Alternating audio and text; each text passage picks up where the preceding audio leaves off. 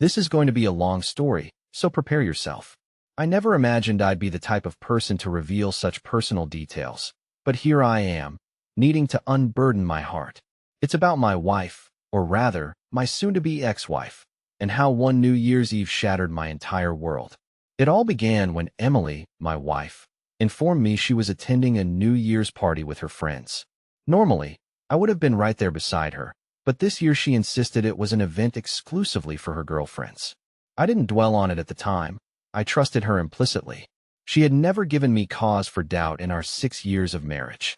We'd weathered our share of ups and downs, but I always believed our bond was genuine. So, I settled in for a quiet evening at home, planning to order takeout, watch the ball drop on television, and perhaps turn in early. Emily left around 8 p.m., dressed to the nines in a sparkly gown that accentuated her figure in all the right places. She kissed me goodbye and told me not to wait up. "Don't stay up too late," she'd said with a playful wink. "I might crash at Sarah's if it gets too late." That should have been my first red flag, but I dismissed it. Sarah was her best friend, and I reasoned Emily would be safer there than driving home in the middle of the night after a few drinks. Midnight arrived, and I texted her, "Happy New Year." There was no reply. Again, I didn't think much of it, assuming she was caught up in the festivities or simply didn't hear her phone. I went to bed, expecting to hear from her in the morning. But when 3 a.m. came and went, and she still wasn't home, a knot of worry began to tighten in my stomach. I texted again, "Hey, everything okay?" No response. I called her, and it went straight to voicemail. That's when the anxiety truly started to creep in. Around 4:30 a.m., I heard the front door creak open. I got out of bed and walked into the living room. There she was, stumbling through the doorway, her heels in one hand, her purse in the other. Her makeup was smeared, and her hair appeared as though it had battled a tornado. "Emily," I managed, trying to keep my voice steady. She looked at me, her eyes glassy and unfocused. "Hey, babe," she slurred. "Didn't mean to wake you." I stepped closer, and that's when I saw it. A dark, purplish hickey on the side of her neck. My stomach dropped. "What is that?" I demanded, pointing. She blinked, clearly confused. "What's what?" "That?" I gestured again, my voice trembling now. "On your neck." Emily's hand flew to her neck, as if she had just realized it was there. "Oh, that?" she said, attempting a laugh that sounded forced. "It's nothing. Just, I bumped into something." "Bumped into something?" I repeated, my voice rising. "Emily, that's a hickey." "Who gave you that?" She froze, her face paling despite the residual blush on her cheeks. For a moment, she said nothing, then tried to laugh again, but it was hollow. "Oh, come on, you're being ridiculous." "It's nothing, really." But I wasn't buying it. I pressed her for answers, but she kept dodging the question. Finally, she stormed off to the bedroom, muttering something about me being paranoid and ruining her night. I didn't sleep at all that night. I lay awake, staring at the ceiling, my mind racing. Who was she with? What truly happened at that party? And why did she think she could brush it off as if it were no big deal? By morning, I had made a decision. I wasn't going to stick around and play the fool. If she couldn't respect me enough to be honest, then I wasn't going to waste any more of my time. When she woke up around noon, still hung over and grumpy, I told her I was going out for a bit. She barely acknowledged me, mumbling something about needing coffee. But I didn't just go out. I packed a bag, grabbed my car keys, and drove away without looking back. I didn't leave a note or tell her where I was going. I wanted her to feel even a fraction of the confusion and betrayal I felt. And that's where this story really begins, because disappearing wasn't the end, it was just the beginning. When I drove away that morning, I didn't have a plan. I didn't even know where I was going. All I knew was that I couldn't stay in that house another second. I needed space to think, to process what I'd seen and heard, or, more accurately, what I hadn't heard. Emily's refusal to come clean was like a knife twisting in my chest, and I wasn't going to sit around waiting for her to tell me more lies. I drove for hours, aimlessly. The city streets blurred into highways, and soon I found myself in the middle of nowhere. At some point, I stopped at a roadside diner, one of those places with neon signs and peeling paint. I ordered a cup of coffee and sat in the corner, staring out the window at the empty parking lot. My phone buzzed in my pocket, but I ignored it. I knew it was Emily, probably wondering where I'd gone. She could wonder all she wanted. For once, I was the one in control. By the time the waitress refilled my coffee for the third time, I realized I needed a plan. Disappearing was one thing, but I couldn't just live out of my car forever. I opened my phone, bracing myself for the flood of messages. Sure enough, there were a dozen texts from Emily. Where are you? Are you okay? This isn't funny, come home. The last one hit harder than I expected. Please, let's talk. I'm sorry. That word used to mean something to me, but now it felt hollow. She wasn't sorry for what she'd done. She was sorry she'd gotten caught. I closed the messages without replying and started scrolling through listings for motels. Eventually, I found a cheap place a few towns over. It wasn't glamorous, peeling wallpaper, a bed that creaked if you so much as breathed, but it was enough. That first night away was surreal. I lay on the lumpy mattress, staring at the ceiling and replaying the events of the past 24 hours over and over in my head. The Hickey, her slurred excuses, the way she stormed off instead of owning up to her actions. It all felt like a bad dream. But the worst part was the gnawing uncertainty. Who had she been with? How long had this been going on? And what was I supposed to do now? The next morning, I decided to take action. If Emily wasn't going to tell me the truth, I'd find it myself. I started by calling Sarah, her best friend. If anyone knew what really happened at that New Year's party, it would be her. Hey, Sarah, I said when she picked up. It's me, Mike. I need to ask you something about the party Emily went to. There was a long pause on the other end. Mike, she began. I don't think I'm the right person to talk to about this. Come on, Sarah, I pressed. I just need to know if she was with someone. Please. Another pause, then a sigh. Look, I don't want to get in the middle of this, but yeah, she left the party with someone. A guy. I don't know his name, but they were close. My stomach churned. How close? Close enough that people noticed, she said quietly. I'm sorry, Mike, I really am. I thanked her and hung up, my hands shaking. So it was true. Emily hadn't just gone to a party with her friends. She left with another man.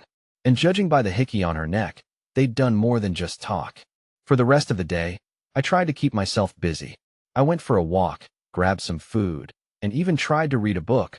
But no matter what I did, my mind kept circling back to Emily and the betrayal. By evening, I couldn't take it anymore. I needed answers, and I wasn't going to get them sitting in that motel room. I decided to drive back home, not to stay, but to confront her. If she wanted to save our marriage, she needed to come clean. And if not, well, I wasn't sure what would happen, but I knew I couldn't move forward without the truth. When I pulled into the driveway, the house was dark. For a moment, I thought she wasn't home, but then I saw her car parked in the garage and a faint light coming from the living room window. I took a deep breath and walked inside. Emily was sitting on the couch, clutching her phone like it was a lifeline. When she saw me, her eyes widened in relief. Mike, thank God you're okay. Where have you been? I didn't answer. Instead, I sat down across from her and looked her straight in the eye. We need to talk. She nodded, biting her lip. I know. I screwed up. Who was he? I asked, my voice cold and steady. Her face turned white. What are you talking about? Don't play dumb, Emily. I know you left the party with another man. Sarah told me. So who was he? She opened her mouth, then closed it again, her eyes darting around the room like she was looking for an escape. It's not what you think, she finally said. Just a friend. I was drunk and... Don't. I snapped, cutting her off. Don't insult my intelligence. You had a hickey on your neck, Emily. Friends don't give each other hickeys. Tears welled up in her eyes, but I felt no sympathy. I waited, giving her one last chance to come clean. But instead of the truth, she started sobbing, muttering something about how she didn't mean for this to happen. That was the moment I realized she wasn't going to tell me anything. Whatever had happened that night, she was determined to keep it a secret. And if she couldn't be honest with me, then there was no point in staying. I'm done, Emily, I said, standing up.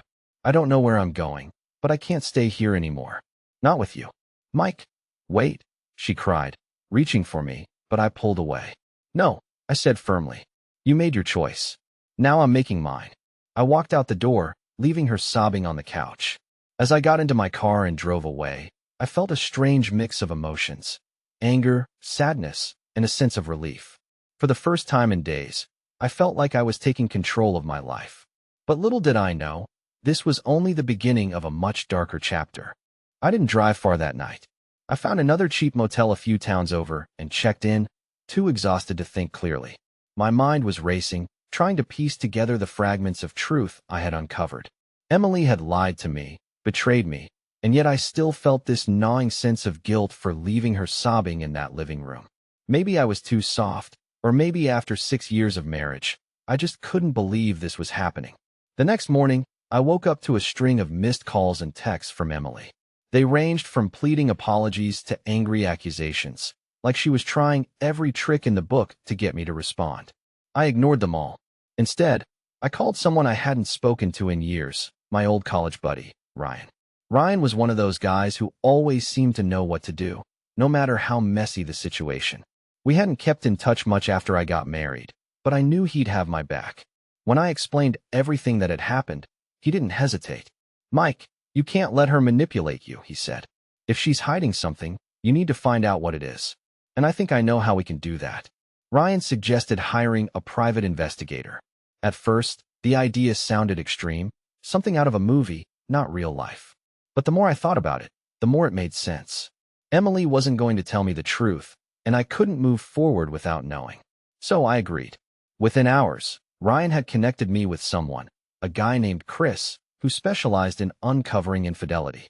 We met at a coffee shop where I laid everything out for him: the party, the Hickey, the lies.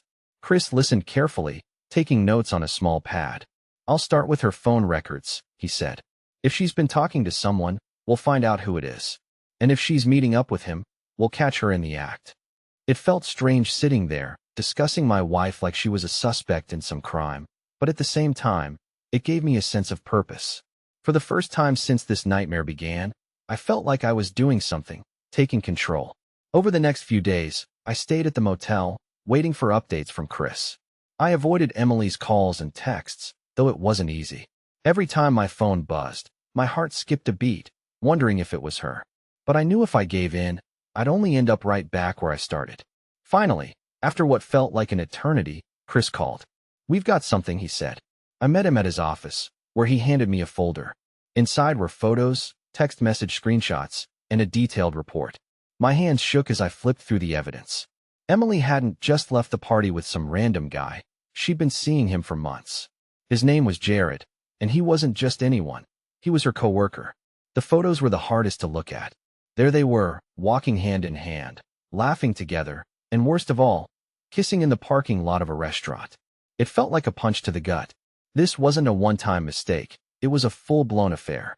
Chris must have noticed the look on my face because he said, "I'm sorry, man. I know this isn't easy." I nodded, unable to speak. My mind was racing with questions. How could she do this to me? How long had she been lying? And most importantly, what was I supposed to do now? Chris offered to keep digging, but I told him it wasn't necessary. I had all the proof I needed. Now it was up to me to decide what to do with it. That night, I sat alone in my motel room, staring at the photos spread out on the bed. Part of me wanted to confront Emily right then and there, to throw the evidence in her face and demand answers. But another part of me, maybe the smarter part, knew I needed to think this through. Whatever I did next, it had to count. As I sat there, one thing became clear. This wasn't just about Emily and Jared. It was about me reclaiming my life, my dignity, and my future. And I was going to do it on my terms. After staring at the photos for what felt like hours, I finally folded them back into the folder and set it aside. My mind was spinning with the possibilities of what to do next. Should I confront Emily directly? Should I call Jared and tell him to stay the hell away from my wife? Or should I just file for divorce and cut my losses without saying a word? I knew one thing for certain. I couldn't let my emotions get the better of me. Emily had already blindsided me with her betrayal, and I wasn't going to let her control the narrative. If I confronted her, I needed to do it with a clear head and on my terms. But how? The next day, I met up with Ryan at a small bar downtown. I hadn't told him everything Chris had uncovered, but I gave him the gist of it. Emily had been having an affair with a coworker, and I had the evidence to prove it. Ryan, ever the practical one, nodded thoughtfully as I laid it all out. "So, what's the plan?" he asked. "I don't know," I admitted. Part of me wants to confront her and make her admit it, but another part of me just wants to walk away and never look back. Ryan took a sip of his beer. "Look, man, you need to think this through. If you confront her without a plan, she'll just twist it around and make you look like the bad guy. But if you play it smart, you can come out of this with your dignity intact, and maybe even teach her a lesson. Teach her a lesson? I raised an eyebrow. He grinned. Not in a vengeful way, but in a way that makes her realize she messed up. You deserve that much, don't you? I nodded slowly, his words sinking in. Ryan was right. I needed to confront Emily, but I had to do it in a way that left no room for her lies or excuses. I needed to show her that I wasn't the gullible fool she clearly thought I was. By the time I left the bar that night, I had the beginnings of a plan. It wasn't perfect, but it was a start. I decided to bide my time, gathering my thoughts and preparing myself for the confrontation. I knew Emily was already suspicious. My absence and silence had likely tipped her off. But I didn't care. Let her stew. Let her wonder. She deserved to feel at least a fraction of the pain she caused me. The following week was a blur. I stayed at the motel, going through the motions of everyday life, while mentally preparing myself for what was to come. I called a lawyer to explore my options and made arrangements to have my belongings moved out of the house. I wasn't planning to stay married to Emily after this, but I wanted to make sure I had everything in order before pulling the trigger. Then, one night, I got a text from her. "Mike, I know you're upset, but can we please talk? I miss you." I stared at the message for a long time before replying. "Fine. Be home tomorrow at 7 p.m. We'll talk then." She replied almost immediately, flooding my phone with messages about how relieved she was and how much she loved me. I didn't respond. I had said everything I needed to say for now. The next evening, I pulled into the driveway of the house I once called home. It felt strange standing on the front porch and unlocking the door, knowing this might be the last time I ever stepped foot inside. The living room looked the same, but it felt different, colder somehow. Maybe that was just me.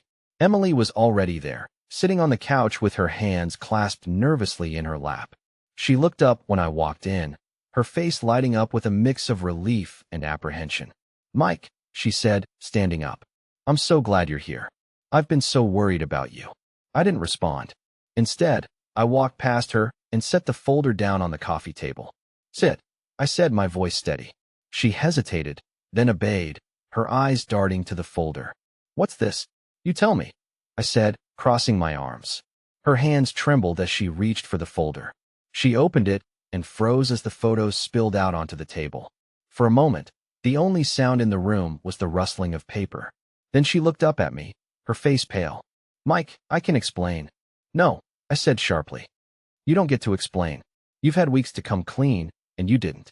So now I want you to listen. I know about Jared. I know about the lies, and I know you've been making a fool out of me for months." Tears welled up in her eyes, but I didn't let them sway me. I was done falling for her crocodile tears. "I trusted you, Emily," I continued, my voice rising. "I gave you everything, and this is how you repay me? By sneaking around with some guy from work and lying to my face." "I didn't mean for it to happen," she whispered, her voice barely audible. I laughed bitterly. "You didn't mean for it to happen? You've been seeing him for months, Emily. That's not a mistake. That's a choice." She tried to reach for my hand, but I pulled away. "Mike, please. I'm sorry. I love you. It was a mistake, I swear. If you loved me, you wouldn't have done this," I said, my voice cold. "And I don't believe for one second that you're sorry. You're just sorry you got caught." She broke down, sobbing into her hands, but I felt nothing. Not pity, not sympathy, not even anger. Just a deep, hollow emptiness. "I'm leaving," I said finally. "I'll have someone come by to get my things. Don't contact me again unless it's about the divorce." "Mike, wait," she cried, but I didn't stop. I walked out the door, closing it behind me without a second glance.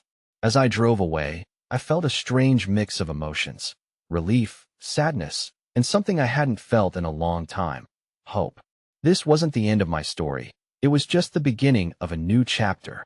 The days following my final confrontation with Emily were some of the strangest and most exhausting of my life.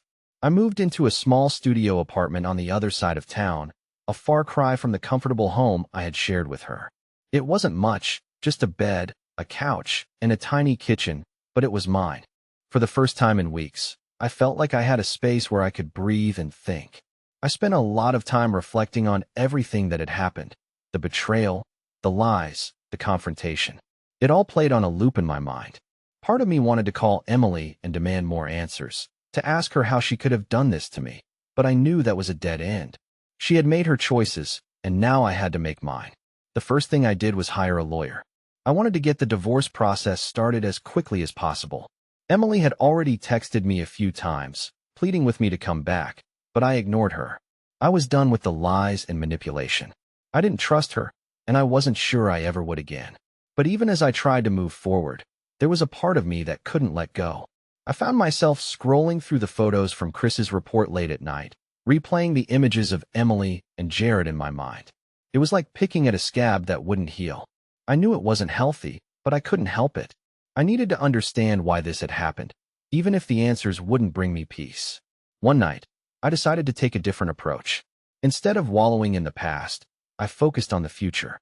I made a list of all the things I wanted to do now that I was on my own. Simple things like going hiking or learning to cook. It was a small step, but it gave me something to look forward to. A week later, I got a call from Chris. He told me he had found more information about Jared, the guy Emily had been seeing. I hesitated for a moment, unsure if I wanted to hear it, but curiosity got the better of me. "I found something you might want to know," Chris said. "It turns out Jared is married." The words hit me like a truck. "What? He's married?" "Yeah," Chris confirmed. "I did some digging, and he's been married for about 3 years. His wife's name is Rachel. I thought you might want to know, in case you're planning to confront him."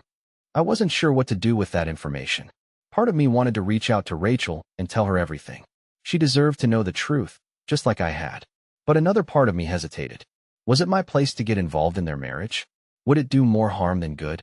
I decided to sit on the information for a few days and focus on getting my own life in order. But as fate would have it, I didn't have to make the decision. Rachel found me first. It happened on a Saturday afternoon. I was sitting in my apartment, going through some old photos, when my phone buzzed with a new message. It was from an unknown number.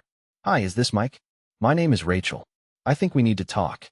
My heart raced as I stared at the screen. How had she found me? And what did she want to talk about? I typed out a reply, my hands shaking slightly. "Hi, Rachel. Yes, this is Mike. How did you get my number?"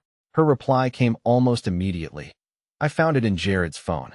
I think my husband has been having an affair with your wife. Can we meet?" I agreed to meet her at a coffee shop later that afternoon. As I sat there waiting for her, my mind raced with questions. What was she like? Did she know everything? Or was she just beginning to piece it together like I had? When Rachel walked in, I recognized her instantly from the photos Chris had shown me. She was tall and elegant, with a calm, composed demeanor that made me feel like a nervous wreck in comparison. She spotted me and walked over, extending a hand. "Mike," she said. "I'm Rachel." We shook hands, and she sat down across from me. For a moment, neither of us said anything. Then she broke the silence. "I'm sorry to drop this on you," she said, "but I found some messages on Jared's phone that, well, they led me to you. I think he's been seeing your wife." I nodded slowly. "He has. I hired a private investigator, and I have proof." Her eyes widened slightly, but she didn't seem surprised. "I thought so," she said quietly. "I've had my suspicions for a while, but I didn't want to believe it. I guess I was hoping I was wrong." I pulled out the folder Chris had given me and slid it across the table. "This is everything I have," I said. "Photos, messages, the whole thing. I thought you should see it." Rachel hesitated for a moment before opening the folder. As she flipped through the pages, her face remained calm, but I could see the pain in her eyes. When she finally closed it, she took a deep breath and looked at me. "Thank you," she said. "I needed to see this." We spent the next hour talking, sharing our stories, and trying to make sense of what had happened. It was strange sitting across from the wife of the man who had destroyed my marriage, but there was something comforting about it too. We were both victims of the same betrayal, and for the first time, I didn't feel so alone. By the time we parted ways, I felt a strange sense of closure. I didn't know what Rachel planned to do next, and I didn't ask. But for the first time in weeks, I felt like I could breathe again. I wasn't just a victim anymore. I was someone taking back control of my life. After meeting Rachel, I felt a strange sense of validation. It wasn't just me. Jared's betrayal had rippled into her life just as much as Emily's actions had shattered mine. I went back to my apartment that evening feeling lighter, as though sharing the burden had lifted some of the weight off my shoulders. But Rachel's calm composure stayed with me, and I found myself wondering what her next move would be. She hadn't been emotional or angry, at least not outwardly. But there was something in her eyes, a quiet determination that made me think she wasn't the type to let things slide. Whatever she planned to do, I had a feeling it would be calculated and effective. A few days passed, and I went about my new routine. Work, the occasional hike, and quiet evenings spent trying to piece my life back together. Emily hadn't contacted me since our last interaction, and for that, I was grateful. I still hadn't filed for divorce, but I knew it was only a matter of time. I just needed to summon the energy to deal with the paperwork. Then, on a Thursday evening, my phone buzzed with a text from Rachel. "Mike, we need to talk. I think you'll want to hear this." My stomach tightened as I read the message. What now? I agreed to meet her the next day at the same coffee shop where we'd met before. When I arrived, Rachel was already there, sitting at the same table with a coffee in hand. This time, her expression was less composed. She looked resolute, like someone about to deliver a bombshell. "Thanks for coming," she said as I sat down. "No problem," I replied, though my voice betrayed my nervousness. "What's going on?" She slid her phone across the table. "I confronted Jared," she said, and I recorded the whole thing. I stared at the phone, unsure if I wanted to press play, but curiosity won out. I hit play, and Jared's voice filled the air. "Rachel, it was just a mistake. It didn't mean anything. You've been seeing her for months," Rachel's voice replied, sharp and steady. "That's not a mistake, that's a choice." There was a pause, and then Jared sighed. "Fine. Yes, I've been seeing her. But it's not like her marriage is any better. Mike's a total pushover. She told me she's only staying with him because she feels sorry for him." The words hit me like a sledgehammer. My jaw tightened, and I could feel my heart pounding in my chest. Rachel reached across the table, her hand resting on mine. "I'm sorry, Mike," she said softly, "but I thought you needed to know." I swallowed hard, trying to keep my emotions in check. "So that's what she's been telling him," I said, my voice barely above a whisper. "That she feels sorry for me." Rachel nodded. "I know it's hard to hear, but I think it's important for you to know how they've been talking about you. You deserve better than this." I leaned back in my chair, letting the words sink in. For weeks, I had been consumed by anger and betrayal. But this was something else. It wasn't just about the affair anymore. It was about how little respect Emily had for me, how she had reduced me to some pathetic figure in her twisted narrative. "What are you going to do?" Rachel asked after a moment. I shook my head. "I don't know," I admitted. "But I'm not going to let this define me. If she thinks I'm a pushover, she's about to find out just how wrong she is." Rachel smiled faintly, a glimmer of approval in her eyes. "Good," she said, "because I think it's time we both stop letting them control the narrative." Before we parted ways, Rachel handed me a USB drive. "This has the recording," she said. "Do with it what you will."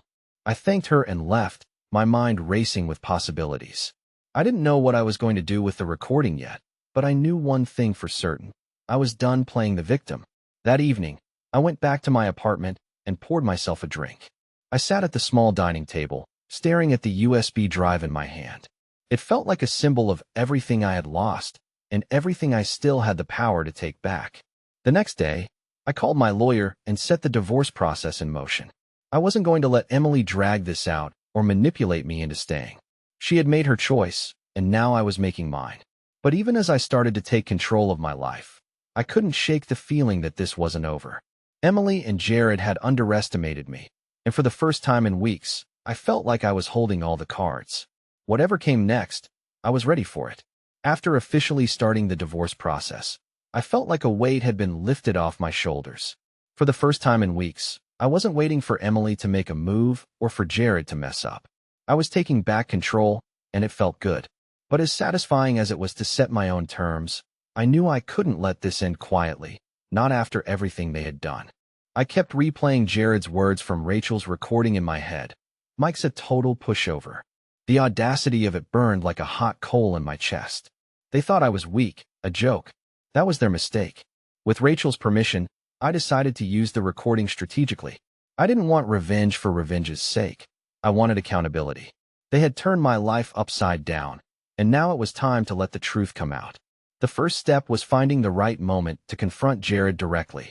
I wanted to catch him off guard, to make him face the reality of his actions without the chance to spin more lies. With Chris's help, I learned Jared's usual routines, where he worked, where he went for lunch, and even where he spent his evenings. A few days later, I showed up at his office during his lunch break. It was a sleek corporate building downtown, The kind of place where everyone wore expensive suits and carried briefcases. Jared was sitting at a table in the lobby, scrolling through his phone with a smug expression that made my blood boil. I walked up to him, my heart pounding but my face calm. "Jared." He looked up, startled. "Mike," he said, clearly not expecting me. "What are you doing here?" "We need to talk," I said, keeping my voice steady. "Now." He glanced around nervously, probably worried someone might overhear. Sure, let's step outside." We walked out to a small courtyard behind the building, away from prying eyes. Jared leaned against the wall, trying to look casual, but I could see the tension in his shoulders. "Look, man," he started. "If this is about Emily, save it." I cut him off, pulling out my phone. "I've already heard enough." I hit play on Rachel's recording, letting his own words echo in the quiet courtyard. As the recording played, his face went from smug to pale. When it ended, I tucked my phone back into my pocket and stared at him. "Well," I said, "anything you'd like to add?" Jared stammered, his confidence completely shattered. I didn't mean." "Didn't mean what?" I snapped. "Didn't mean to disrespect me? Didn't mean to lie to Rachel? Or didn't mean to get caught?" He opened his mouth, but no words came out. For the first time, he looked genuinely scared. "And you think I'm a pushover?" I continued, stepping closer. "You think you can sneak around with my wife and trash my name without consequences? You don't know a damn thing about me, Jared, but you're about to find out." Before he could respond, I turned and walked away, leaving him standing there speechless. It wasn't about intimidating him or making a scene. It was about making sure he understood that I wasn't going to roll over and let him and Emily get away with this. When I got back to my car, I felt a strange mix of emotions. Confronting Jared had been cathartic, but it wasn't enough.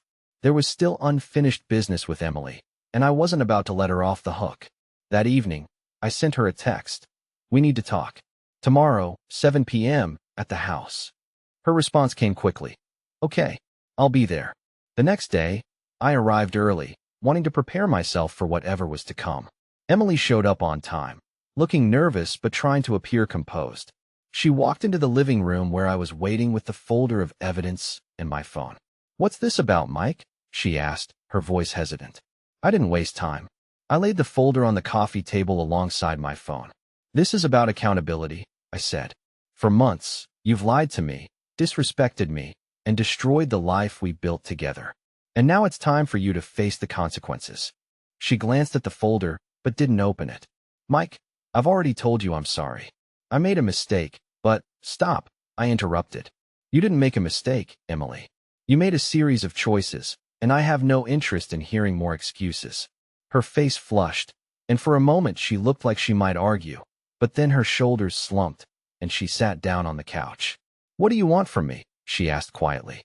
"I want you to sign the divorce papers," I said, pulling them out of my bag. "No fighting, no dragging this out. You don't deserve anything more from me, and you know it." She stared at the papers, her hands trembling. "And if I don't, then I make everything public," I said, my voice calm but firm. "The photos, the texts, the recording. Jared's wife already knows, so don't think you can hide this forever." Her eyes widened in shock. "You told Rachel?" "She found me," I corrected. "And unlike you, she was honest. She deserves better, just like I do." Emily looked down at the papers, tears streaming down her face. "I never wanted it to end like this," she whispered. "Neither did I," said, standing up. "But you made your choice, and now I'm making mine." Without another word, I left the house, leaving her to face the reality of what she had done. As I walked away, I felt a sense of closure. It wasn't perfect, and it didn't erase the pain, but it was a step forward. And for the first time in a long time, I felt like I could see a future beyond the betrayal. The weeks following my confrontation with Emily were both surreal and liberating. True to my word, I filed the divorce papers and left them in her hands. To my surprise, she didn't fight it. A few days later, my lawyer called to tell me she had signed everything. Just like that, 6 years of marriage were reduced to a stack of legal documents and a painful memory. But the end of my marriage wasn't the end of the story. If anything, it was just the beginning of a new chapter, one where I had to figure out who I was without Emily and what kind of life I wanted to build moving forward. In the meantime, Rachel and I stayed in touch. She reached out to let me know that she had filed for divorce from Jared, and we exchanged updates on how things were progressing. It felt strange bonding with the wife of the man who had helped destroy my marriage. But there was an unspoken understanding between us, a shared pain that neither of us had to explain. One afternoon, Rachel called me with unexpected news. "Mike," she said, her voice steady but tinged with excitement. "I thought you'd want to know. Jared quit his job." "What?" I asked, genuinely surprised. "Why?" "Word got out," she explained. "I didn't even have to do anything. Someone leaked the recording. His coworkers heard it, and it spread like wildfire. He couldn't face the embarrassment, so he resigned." I couldn't help but laugh at the irony. Jared, the man who thought I was a pushover, had been taken down by his own words. It wasn't revenge, it was karma. As for Emily, I hadn't heard from her since she signed the papers. I assumed she was trying to pick up the pieces of her life, just as I was. Part of me wondered if she regretted what she had done, but I didn't dwell on it. Her choices were her own, and I had no intention of letting her back into my life. With the divorce finalized and the dust beginning to settle, I started focusing on myself for the first time in years. I went hiking in places I'd always wanted to explore, took a cooking class just for the fun of it, and even reconnected with a few old friends I hadn't seen since college. It was strange rediscovering the things that made me happy outside of a relationship, but it was also empowering. One evening, as I was unpacking some boxes in my apartment, I came across an old photo album. It was filled with pictures of Emily and me during the early days of our relationship, smiling, carefree, and full of hope. For a moment, I felt a pang of sadness, wondering how we had gone from that to where we were now. But then I closed the album and put it back in the box. The past was the past, and it didn't define my future. I had been betrayed, yes, but I had also survived, and that was something to be proud of. A few weeks later, Rachel and I met up for coffee. It wasn't the first time we had seen each other since everything happened, but this time felt different. We weren't meeting to commiserate or exchange updates. We were just two people moving forward from the wreckage of our lives. "How are you holding up?" I asked her as we sat by the window, watching the world go by. "Better," she said with a small smile. "It's been hard, but I think I'm finally starting to feel like myself again." "How about you?" I nodded. "Same. It's weird, isn't it? Starting over." "It is," she agreed. "But it's also kind of exciting, isn't it? Like we get a second chance to figure out what we really want." Her words stuck with me long after we parted ways. A second chance. That's what this was, not just for me, but for her too. We had both been blindsided by betrayal, but we were still standing, and that in itself felt like a victory. In the end, Emily and Jared became nothing more than a painful chapter in my story, one that I had closed and moved on from. I didn't need revenge or validation from them. I had found my own closure, my own peace, and my own path forward.